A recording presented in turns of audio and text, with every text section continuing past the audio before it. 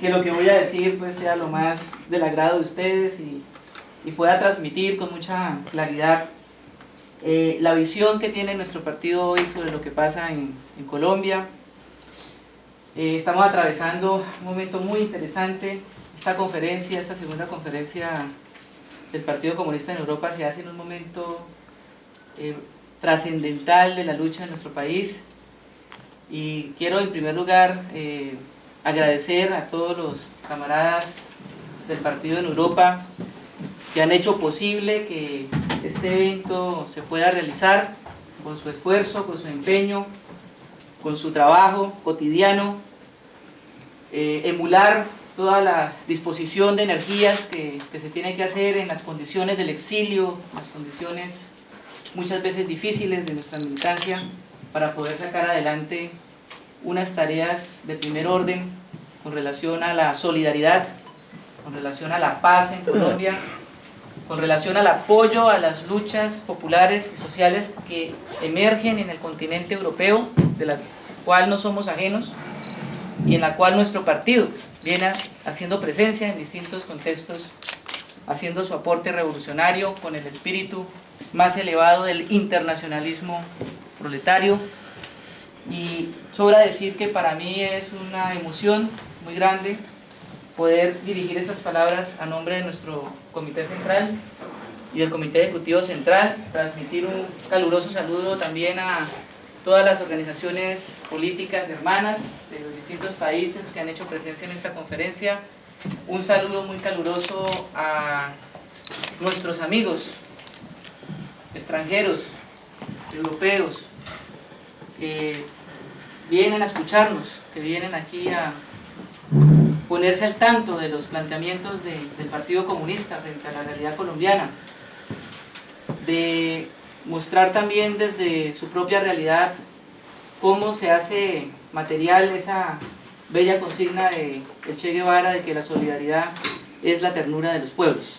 Me parece que esa ternura hoy tenemos que reivindicarla en un mundo cosificado, fetichizado, en un mundo, digamos, donde la racionalidad mercantilista viene pues imponiéndose dentro del proyecto hegemónico, y al cual nosotros tenemos que responder con la solidaridad, con la lucha y con todo nuestro empeño en lograr generar los cambios para nuestro pueblo, para nuestros pueblos y para los trabajadores en todo el mundo.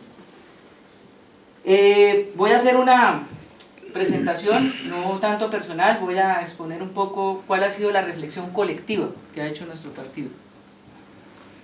Nosotros venimos debatiendo desde nuestro 21 Congreso Nacional, que se realizó en el mes de julio del año pasado, que se congregó con la consigna por la soberanía, por la paz, por la democracia, juntar todas las voces y todas las rebeldías. Una consigna que pensamos nosotros corresponde al momento político, que es justa, que no es una consigna maximalista. No estamos diciendo que ya están dadas las condiciones para tomar el poder por asalto, no estamos prometiendo una revolución mañana, aunque debemos decir, como lo dijo nuestro 21 Congreso Nacional, observamos que hay una tendencia muy marcada hacia la crisis del proyecto hegemónico del régimen político colombiano. O sea, hay unos signos evidentes de deterioro y de crisis que sabemos que por sí solas no son suficientes para lograr un cambio. Se requiere de esto la construcción del factor subjetivo, se requiere de esto la construcción de la conciencia social, de la fuerza social que sea capaz de aprovechar esas condiciones de crisis del régimen de dominación para que se abra camino en Colombia un proyecto alternativo que sustituya ese viejo poder corrupto, violento, que por tantos años pues, ha sumido en guerra, miseria, destrucción a nuestro país. En ese sentido, nosotros realizamos en el mes de mayo de este año un pleno, el cual definió una política y una táctica de nuestro partido con el cual venimos trabajando con esta orientación. Y en ese análisis, digamos, de manera muy general y esquemática, porque no puedo abusar del tiempo de ustedes acá, quisiera presentar como los 5 ejes estructurantes de nuestro análisis hoy en Colombia. ¿Qué es lo que está planteando hoy el partido? y también decir cuáles han sido los cambios entre mayo y el mes de octubre. De hecho, hemos tenido que convocar casi que de manera adelantada a nuestro pleno del Comité Central, el quinto pleno, ahora para 14 y 15 de octubre, porque efectivamente los cambios en nuestro país vienen dándose de manera muy rápida, vienen dándose de manera muy acelerada y prácticamente hay que estar actualizando todos los días muchos aspectos de nuestra táctica política y de nuestra propuesta política para poder estar a tono con esa dinámica que hoy está tomando la lucha política y el proceso político como tal en Colombia. Entonces lo primero, el primer eje o la primera tesis que quiero plantearles para la reflexión es que la situación colombiana no se puede comprender sin tener en cuenta la relación que tiene con la situación internacional, con la cuestión internacional. Es decir, la primera tesis toca necesariamente la actividad del partido en el exterior. Y la premisa es concreta, no se puede entender qué pasa en Colombia si no se entiende al mismo tiempo qué está pasando en el mundo y qué está pasando en América Latina. Es decir, tiene que haber una correlación en el análisis nacional con el análisis regional e internacional. En ese sentido, destacamos lo siguiente. Para nuestro partido persiste la crisis del capitalismo mundial. No pensamos que sea una crisis que tenga una solución pronta, al contrario, se acentúan esas tendencias de crisis. No se vislumbra para nosotros una salida de corto plazo a esa crisis. Se manifiesta con mucha fuerza esa crisis en el continente europeo. Si bien es mundial, digamos donde se puede ubicar con mayor intensidad esa crisis hoy es en Europa, y las soluciones que están dando los gobiernos neoliberales y de derecha pues a esa crisis es más neoliberalismo, profundizar las recetas, las doctrinas neoliberales que en cierta medida o en buena medida podemos hablar de la doctrina Merkel. Nosotros hablamos de doctrina Merkel, que digamos expresa con claridad toda esa filosofía y toda esa concepción del mundo del neoliberalismo, que esto se resuelve sencillamente es con medidas de ajuste, esto se resuelve es recortándole los derechos a los ciudadanos, que esto se resuelve es incrementando los niveles de explotación de los trabajadores, que esto se resuelve con el desmonte del estado de bienestar y del pacto social, sobre todo del periodo de posguerra, ¿cierto? Es decir, hay una ofensiva a una escala muy grande con una serie de conquistas de los trabajadores y que es la receta que se aplicó durante mucho tiempo en América Latina, a punto de que, digamos, el continente tuvo que levantarse literalmente contra el neoliberalismo. En América Latina se está debatiendo es cómo salir del neoliberalismo, mientras que aquí en Europa lo que le está diciendo a la gente es la única salida que tenemos para la crisis es aplicar toda la doctrina, toda la filosofía del neoliberalismo que se aplicó durante muchos años en América Latina. En ese sentido, me parece que sí es muy importante lo que dice Floriano. Hay que latinoamericanizar, no es que ahora Latinoamérica venga a colonizar las mentes y los pensamientos, no, sencillamente es decir que hay una experiencia de la cual hoy la lucha europea tiene que beber. Hay una experiencia porque América Latina padeció, todas estas políticas fueron impuestas durante mucho tiempo, y la experiencia de las luchas en América Latina precisamente están inspiradas en cómo salir de ese modelo de acumulación y de expoliación que es el neoliberalismo. Pensamos también en este tema internacional, un segundo aspecto de esto del internacional, que tenemos que mirar con mucha atención estas nuevas alianzas que se vienen construyendo. Por ejemplo, tenemos el tema de la alianza transatlántica entre Estados Unidos y Europa, la Unión Europea, sobre todo en el tema de comercio e inversiones, y también la que es la alianza transpacífica, ¿no? Todo lo que tiene que ver con este proyecto que se orienta a controlar el arco del Pacífico, y no es gratuito, en el caso, digamos, de la Alianza del Pacífico, que la reunión clave estratégica para esa formulación se haya hecho precisamente en Colombia. Recientemente se hizo la reunión, es una estrategia geopolítica para alinear y coordinar los gobiernos de derechas neoliberales que todavía están en el continente latinoamericano, de coordinar los esfuerzos con el imperialismo norteamericano, pero de buscar la forma de quebrar la dinámica que hoy se tiene de los gobiernos alternativos, de los gobiernos democráticos, con diversos planteamientos, con una pluralidad de estrategias, pero que necesariamente tienen que converger en función de contener los planes de contraofensiva del imperialismo y las derechas en nuestro continente. Es decir, si bien hay una perspectiva prometedora en América Latina, también es cierto que se viene recrudeciendo los planes para la retoma del poder de la derecha en muchos de estos países donde se han logrado cambios significativos en los últimos años. Entonces llama la atención. Lo tercero, pues ya concretamente en el caso de América Latina, en la situación de América Latina, pues ha acrecentado las provocaciones del gobierno norteamericano. Colombia, lo hemos dicho en muchas oportunidades, los gobiernos tanto de Uribe como de Santos han servido de plataforma de intervención para América Latina. Han servido a los planes de provocación contra Venezuela. Han servido en los planes de sabotaje de los proyectos de unidad y de integración como el CELAC, como el UNASUR, que son proyectos de integración en una perspectiva bolivariana, en una perspectiva de soberanía nacional, de democratización, de independencia. Y cómo nuestro país y los gobiernos de nuestro país han servido, digamos, esos planes de sabotaje y de provocación. Nosotros partimos de la base de que existe una relación muy estrecha entre lo que es hoy Venezuela y el proceso de paz en Colombia. Primero porque Venezuela es una pieza clave en el proyecto de unidad e integración latinoamericana. Es una pieza clave no solamente por el contenido ideológico y político del gobierno bolivariano de Venezuela, con todas las complejidades que ha tenido que pasar a partir de la muerte del presidente Chávez, pero también por lo estratégico de sus recursos. Todos sabemos el peso económico que hoy tiene Venezuela en términos de los hidrocarburos y de los intereses que tiene hoy Estados Unidos con relación a retomar el control de ese país. Pero además sabemos que buena parte del éxito del proceso de paz en Colombia pasa necesariamente porque Venezuela siga jugando el papel que ha venido jugando hasta ahora. Podemos decirlo en nuestros términos.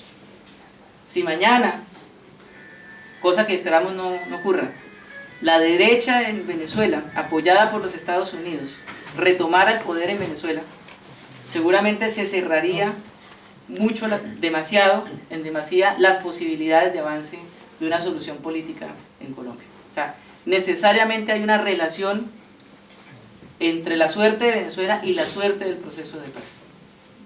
Y eso tenemos que tenerlo claro a la hora de plantearnos la tarea de la paz. La tarea de la paz no es una tarea nacional, no es una tarea exclusiva de los colombianos, es una tarea internacionalista. De que haya paz en Colombia o no depende en buena medida la consolidación de un proyecto de integración y unidad alternativo en América Latina. Y esto creo que lo tienen claro los países democráticos en Sudamérica, lo tienen claro los países en UNASUR, que buena parte de que se avance en esa dirección va a depender en buena medida de que se consolide el tema de la paz en Colombia. Un segundo aspecto, ya no tanto de lo internacional, sino ya mirando un poco la realidad colombiana, tiene que ver con digamos, cómo se ha manifestado la crisis capitalista, esta que estábamos hablando, en nuestro país. En Colombia particularmente, se ha vendido la idea por parte del establecimiento de que nuestra economía está en cierta medida blindada frente a la crisis. Y se reporta el crecimiento económico y se reporta principalmente las grandes utilidades del capital financiero, que son escandalosas en el caso colombiano. Mientras en medio de esta crisis en muchos países centrales, en países potencia mundial, los bancos quebraron, los bancos tuvieron que ser rescatados de esa crisis. En nuestro país el sistema bancario estaba reportando utilidades por el orden de los 6 billones de pesos, utilidades por el orden de los 6 billones de pesos anuales. Y muchos decían, ¿cómo es posible que en semejante crisis global y financiera el sistema financiero colombiano esté reportando esos índices de utilidad? Y eso lo que demuestran, en pocas palabras, es el peso que hoy tiene el sector financiero en la definición política en nuestro país Y de todas maneras lo que queda claro es que con los últimos acontecimientos lo que se ha demostrado es que efectivamente hay unas tendencias crecientes a la desaceleración económica en nuestro país. Los datos económicos últimos acentúan esas tendencias a la desaceleración y eso ya empieza a tener expresiones muy significativas en la lucha de los trabajadores y en la lucha popular, y va a ser un factor que necesariamente habrá que tener en cuenta a la hora de los desarrollos que vienen hacia adelante. Lo segundo, digamos, en ese aspecto que tiene que ver con lo económico, es que hemos dicho que hay una tendencia general de la acumulación capitalista en nuestro país a reorganizar el territorio. Una reorganización en función de expandir la espacialidad capitalista, las inversiones, y esa reorganización del territorio necesariamente toca hoy la realidad del campo, la realidad agraria. Es claro que hay apuestas de inversiones de capital transnacional muy importantes, estratégicas, que para ser colocadas en esos nuevos espacios para los procesos de acumulación requieren como condición resolver algunas cuestiones. Uno, el tema de la guerra. El tema de la guerra. ¿Qué significa eso? No es solamente la seguridad jurídica a las inversiones. El gobierno podrá garantizar la seguridad jurídica, pero el país sigue en guerra. El país sigue en guerra. Nosotros tenemos 6 millones de desplazados en nuestro propio territorio. Una de las condiciones para desarrollar un mercado de tierras en Colombia es que la propiedad se pueda formalizar, se pueda titular. Pero gran parte de la tierra en Colombia es tierra ilícita, que ha sido producto del despojo, del desplazamiento. Y eso tiene que ser resuelto, tiene que ser legalizado. No es gratuito lo de la ley de tierras, no es gratuito lo del modelo de desarrollo rural que plantea el gobierno, la política de formalización de tierras, que va encaminado fundamentalmente a crear los marcos jurídicos necesarios, los marcos legales para que se pueda instalar en Colombia un mercado de tierras. Y también sabemos que se requiere un repoblamiento del campo. Que de nada sirve tener tierras si no va a haber mano de obra, fuerza de trabajo que pueda ser contratada para generar procesos de acumulación y de plusvalía. En este contexto tenemos que entender muy bien cuál es el proyecto del gobierno. El proyecto del gobierno fundamentalmente es darle vía a los grandes agronegocios, a las grandes inversiones, y se requiere una reorganización del territorio. Se requiere un catastro rural que diga quiénes son los dueños de la tierra. Se requiere unas condiciones estables para que pueda generarse procesos de generación de plusvalía. Se requiere una cantidad de factores que pasen necesariamente por la suerte que corra hoy el proceso de paz. Es decir, que hoy el gobierno esté hablando de paz no nace, digamos, de un gesto voluntario del gobierno, de un buen gesto, sino que es una necesidad para la reorganización del espacio para la inversión de capital en nuestro país. Y esto está cruzado por los debates de La Habana. En el punto primero, y entramos ya un poco al tema de paz, en el punto primero, que es el tema agrario, lo que se logró fue un acuerdo parcial, que todavía no conocemos, de 25 páginas, y una serie de temas que son los temas gruesos y grandes, de los cuales no pudieron lograrse acuerdos. A esos puntos el gobierno le llama las líneas rojas. Las FARC le llama a eso las cláusulas freezer, las que van al congelador. Pero fíjense ustedes que lo que no se logra, lo que no se logra acordar en La Habana, pocas semanas después el movimiento popular lo está exigiendo en la calle. Si uno va mirando los 3 pliegos, porque en Colombia hay unidad de acción en el tema de la lucha agraria, pero todavía no hay unidad programática, no hay un programa agrario unificado. Entonces tenemos por un lado, digamos, el pliego de los campesinos pobres, con sus exigencias a los derechos al territorio, etc. Tenemos el pliego de los pequeños y medianos productores, incluso de sectores, digamos, de la producción capitalista agraria, que está siendo expoliada y golpeada también por el modelo de los TLCs, ¿cierto? Y que están siendo afectados y que también se están movilizando, obviamente en función de sus propios intereses de clase, ¿cierto? Tenemos un movimiento indígena, unos raizales que también están reclamando el derecho al territorio y que responden también a lógicas sociopolíticas territoriales, con unas reivindicaciones diversas, pero que aún no logran, digamos, converger en un programa unificado para el campo colombiano. Frente a eso, ahorita en el mes de octubre se va a realizar la cumbre agraria y popular. Está convocada para el 24 y 25 de octubre. La idea es que todos los factores del descontento que se han expresado en estas intensas movilizaciones del mes de octubre puedan converger en un mismo espacio y buscar la unificación de sus demandas en un programa unificado del campo, que se unifiquen los tres pliegos agrarios. El pliego de la Mesa de Interlocución Agraria, el pliego de la Coordinadora Nacional Agraria, que se pueda unificar el pliego, lo que llaman las dignidades, ¿no? La dignidad papera, la dignidad cafetera, y que se pueda lograr salir con un programa unificado en el mes de octubre. Y esto va a ser muy clave si se logra dar ese paso, porque se estarían sentando las bases, digamos las bases unitarias que puede dar nacimiento a ese gran planteamiento ambicioso que ha hecho nuestro partido de darle vida al frente amplio. Y es que en Colombia necesitamos que lo social se articule con el proyecto político. Necesitamos ir ganando el factor consciente en la movilización. Necesitamos ir buscando la unificación de intereses y que eso se pueda traducir, digamos, en una apuesta política. En la calle, en la movilización, pero si miramos la experiencia latinoamericana, la experiencia boliviana, la experiencia ecuatoriana, si miramos la experiencia de otros países, debe ir tomando forma hacia un instrumento político.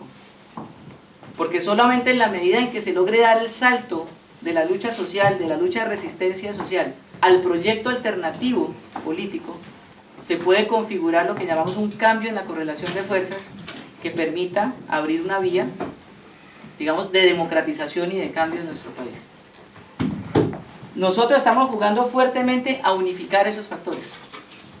Trabajamos en Marcha Patriótica para que Marcha Patriótica pueda cumplir ese papel de liderar ese proyecto de unidad amplia, que Marcha Patriótica pueda ponerse a la cabeza del proceso, no en un sentido vanguardista, sino en un sentido que permita acercar los distintos acumulados que hoy se expresan en la lucha popular y que puedan eventualmente construir una alianza que se traduzca en acción política de calle, pero que se conjugue con la acción política en un escenario que ya es inminente en nuestro país y al cual estamos abocados a intervenir en ese escenario, que son las elecciones en el año 2014.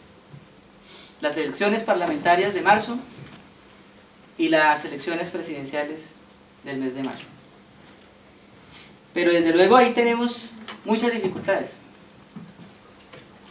porque ya los tiempos están definidos. Nosotros partimos de la base de que el régimen, el sistema electoral colombiano es un sistema electoral que no da garantías a la oposición política, es un sistema electoral excluyente, ventajista, diseñado para perpetuar un esquema de dominación, pero es un sistema al cual debemos confrontar dentro y fuera.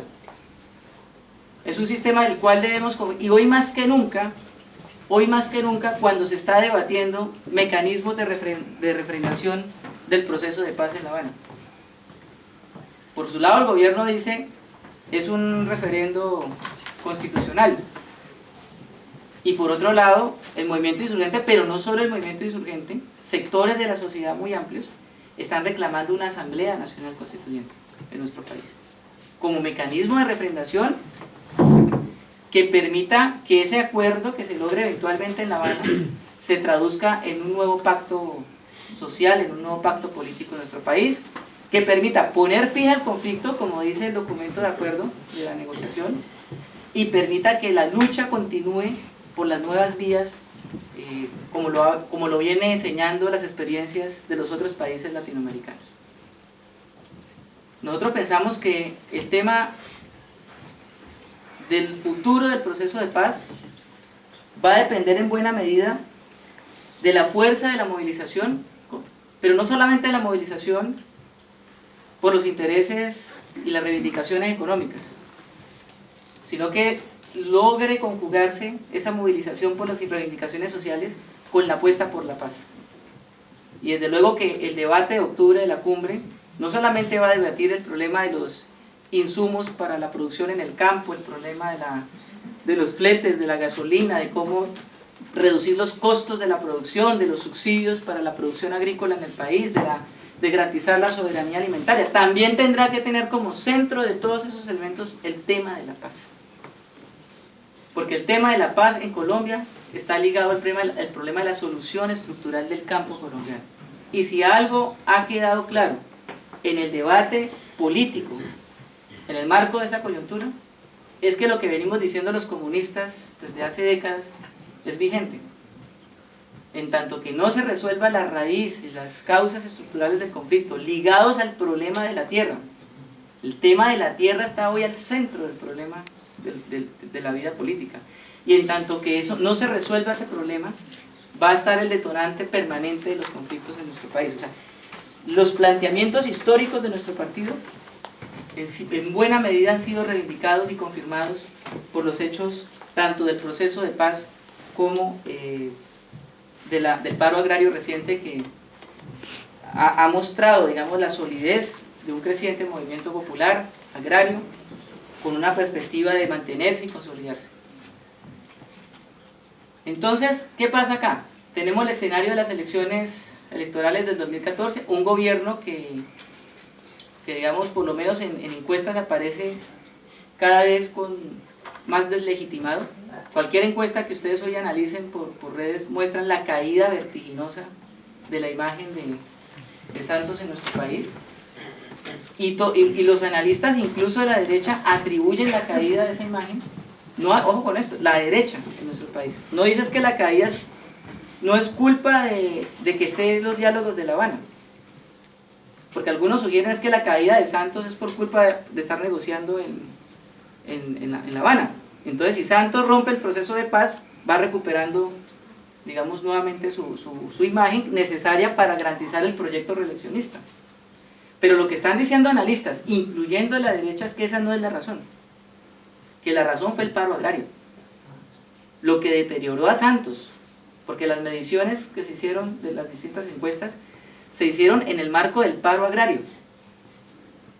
Es decir, no es atribuible el problema de la caída de Santos estrictamente a que él esté negociando hoy con la guerrilla y que no presente todavía los resultados que supuestamente el pueblo quiere inmediatos, la FARC se desmovilice y le pongan fin al conflicto. Entonces el tema del paro agrario, de la movilización agraria, fíjense ustedes, hoy cobra una importancia cardinal en el tema del debate político, en la medida en que se constituye en un factor determinante del proceso. La derecha pretende, entonces, en este contexto, cuarto aspecto que quiero señalar para ir terminando, pretende limitar el campo de la política en nuestro país a la falsa disyuntiva entre uribismo y santismo. Ese es el escenario que ellos están trabajando. Una polarización, nuevamente jugar a una polarización para decir que lo que va a estar al orden del día en el debate del 2014 es el voto por la paz y el voto por la guerra. El voto por la paz representado en Santos. El voto por la guerra representado en el candidato que salga de las filas del uribismo, dicen las encuestas, posiblemente el señor Francisco Santos. Y que el país tendrá que dividirse y en ese escenario no hay alternativa. No hay alternativa ni siquiera de centro. No hay alternativa mucho menos para la izquierda. Y que la izquierda tendrá que entonces, en ese contexto, tomar la decisión más dolorosa y decir, entonces si ese es el escenario, la izquierda tendrá que hacer un voto pragmático para defender el proceso de paz. ¿Por qué esto es importante lo que estoy diciendo? Y con esto quiero terminar y al final podemos mirar algunas inquietudes si hay el tiempo para eso. Se está trabajando porque eso tiene que ver con los reagrupamientos políticos de nuestro país. ¿Por qué tiene que ver con los reagrupamientos políticos? Recientemente se hizo el congreso donde se hizo la alianza entre Verdes, Partido Verde y Progresistas. Hay una tesis que dice y estoy hablando de esa tesis, se mueve no solamente en el espacio de la izquierda, sino de lo que llamamos los sectores intermedios o de centro. Unos dicen que el proyecto alternativo solo puede crecer hacia el centro. Solo puede crecer hacia el centro. Si no es hacia el centro ya no es posible crecer. Y la tesis que dice, estamos en un momento político para plantearnos de que el proyecto alternativo puede crecer hacia la izquierda. Puede crecer, hay posibilidades para que se canalice ese descontento y que ese proyecto alternativo se decante hacia la izquierda. Y ese debate no es de ahorita, ese debate viene desde el año pasado y son unas formulaciones ideológicas que juegan en los distintos espacios políticos. Pues bien, eso ha tomado hoy forma concreta en la Alianza Verde Progresista, es decir, se gana en esa perspectiva la idea de que se crece en la medida en que se vaya hacia el centro, el progresismo que venía trabajándose para que se fuera hacia la izquierda, termina yéndose hacia el centro. Pero resulta que en ese centro está la derecha. Entonces en el caso de esa alianza se mantiene Peñalosa. Peñalosa es un tecnócrata que representa, digamos, lo más agresivo del neoliberalismo, ¿cierto? Para nosotros es una ficha del uribismo, es un caballo de Troya que está por dentro, que a pesar que dice que fue derrotado en el Congreso Verde, se mantiene todavía dentro del Congreso y dice que va a ir a la consulta con Navarro. Por otro lado Navarro, pues ha planteado una posición que, bueno, hay que decir que de todas maneras es muy importante que en ese Congreso se haya dicho que, y se haya votado y aprobado que el Partido Verde sale de la unidad nacional. Pero hay un problema, Lucho Garzón se mantiene todavía dentro en su posición. Entonces, ¿qué se está planteando? La tesis de Navarro es, hay que esperar un poco a noviembre, para ver si Santos define ir a la reelección o no. Se habla del famoso plan B, si no logran levantarle la imagen al señor Santos en estos días, le tocará sacrificarse al señor Germán Vargas Lleras. Hay plan A, hay plan B para el tema de la reelección del proyecto, digamos, de Santos. Entonces, la cuestión un poco es, ¿qué significa esperar hasta noviembre? ¿Qué significa esperar hasta noviembre para tomar la decisión de cómo jugar en la candidatura alternativa? ¿Qué significa esperar hasta noviembre? Que una cosa es el escenario con Santos y la otra cosa es el escenario con Santos. Es decir, proyecto alternativo solamente habría en la medida en que Santos se repliegue y se abra. Significaría que si Santos va, entonces sí se consolida el escenario de polarización y aquí el voto tendría que ser necesariamente entre uribismo y santismo, en función de entre esa dicotomía, ruptura del proceso de paz o continuidad del proceso de paz. Todo esto se va a estar moviendo fuertemente en el debate político-electoral. En ese sentido, entonces, ¿cuál debe ser el papel nuestro? En primer lugar, nuestro partido lo que ha dicho es, tenemos que consolidar un proyecto de oposición, tanto a la reelección de Santos, como a la eventualidad pues, de que Uribe, o el proyecto de la ultraderecha, retorne al poder. O sea, la contradicción para nosotros ahorita no es democracia y fascismo, fascismo Uribe, democracia Santos, entonces nosotros tenemos que abrir la posibilidad que en este momento tan interesante de luchas crecientes pueda plantearse una alternativa. Tiene que plantearse una alternativa. Tenemos la dificultad del polo, porque el polo, digamos, no se ha logrado que el polo asuma realmente una lógica de frente amplio y se busque un mecanismo de unificación con otros sectores para poder buscar una fórmula que permitiera una candidatura unificada de los sectores de oposición y de izquierda de nuestro país. Pero lo cierto es que en estos días ha habido bastante movimiento, en estos días ha habido bastante discusión, se acercan los tiempos de definición electoral y en el marco de eso empieza a surgir también, con mucho interés hemos visto este fenómeno, el creciente interés por lo que significó la devolución, digámoslo así, de la personería jurídica de la Unión Patriótica. ¿Qué ha pasado con eso? Ha generado una gran expectativa, no vamos a decirlo, en sectores que no son muy activos en política, sectores, digamos, que fueron en su momento partícipes de escenarios como la Unión Patriótica, que tienen una historia alrededor de la Unión Patriótica, pues muchos de esos sectores en regiones pues han salido a decir: queremos ser parte de ese nuevo proceso, queremos revivir la historia de la Unión Patriótica y queremos ver si la Unión Patriótica puede ser un instrumento que sirva a una alianza, a una coalición, y se están movilizando. En noviembre 13, 14 y 15 se va a estar realizando el 5º Congreso Nacional de la Unión Patriótica, que también se va a hacer en ese contexto. Varios sectores diferentes, de diferentes sectores políticos, han pedido participar del Congreso de la Unión Patriótica. Es decir, en medio de esa polarización existe un campo que podemos ir trabajando en función de buscar una convergencia, de buscar que cuaje, que tome forma el Frente Amplio por la Paz. La mala noticia es que, si bien es una formulación justa que ha hecho nuestro partido, hasta el momento no ha sido posible que se materialice en Colombia un espacio amplio de Frente Amplio de nuestro país. Esa es la realidad. Y en eso han pesado distintos factores, internos y externos. Pero si logramos resolver eso en las semanas que vienen, seguramente se podría configurar una nueva realidad que es posible, que es viable. Pero en esto demandamos unificar muchas voluntades. Marcha Patriótica reúne su Comité Patriótico Nacional el 12 y 13 de octubre. Marcha Patriótica tiene que definir en ese COPAN, y así para eso está convocado, cuál va a ser su actitud y su decisión frente a la participación electoral. Ya los tiempos se cerraron. Ya lo que decidamos en noviembre o en diciembre, y nosotros pensamos que octubre es un mes, no quiero ser, digamos, en esto maximalista, pero octubre es un mes de definiciones políticas. Es un mes de definiciones políticas. Tenemos que zanjar diferencias.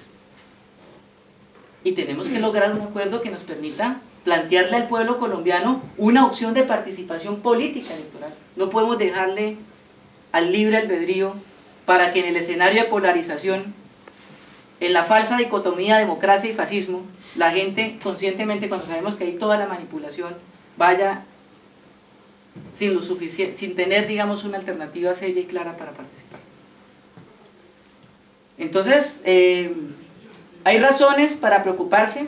Pensamos que el panorama es complejo. Hay razones de mucha preocupación. Tenemos que ser en esto realista.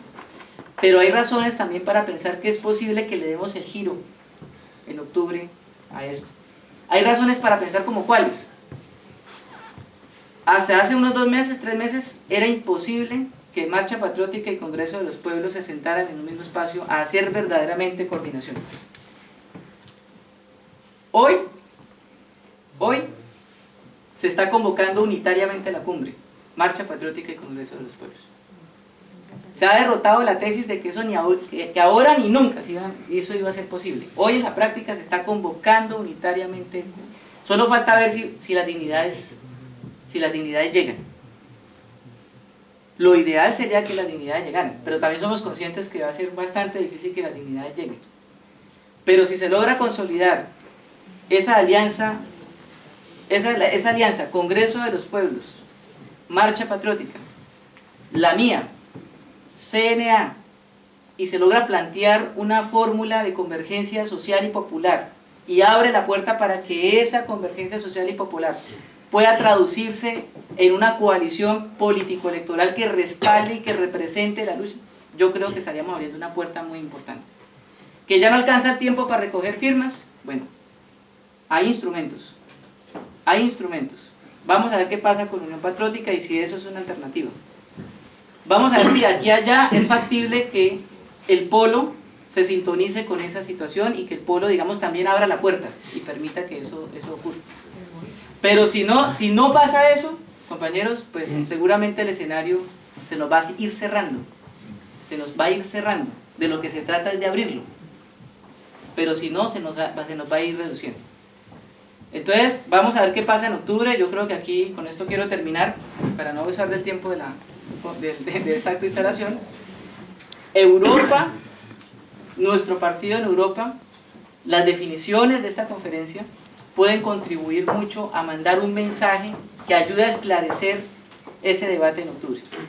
Porque aquí la experiencia europea ha permitido sentar muchos actores en una misma mesa a coordinar trabajo por Colombia. Se coordina con el Polo, se coordina, entiendo que hay coordinación con representantes de fuerzas políticas ligadas al progresismo, ligadas a otras, se coordina, hay coordinación y se está buscando una fórmula, ¿cierto?, para poder ganar la curul de la Cámara de los colombianos en el exterior. Y hay posibilidades para abrir esa vía. Decantemos los debates, zanjemos las diferencias y construyamos una fórmula que permita abrir un camino para tener una posibilidad de acción en esta interesante coyuntura en la que estamos. Camaradas, muchas gracias.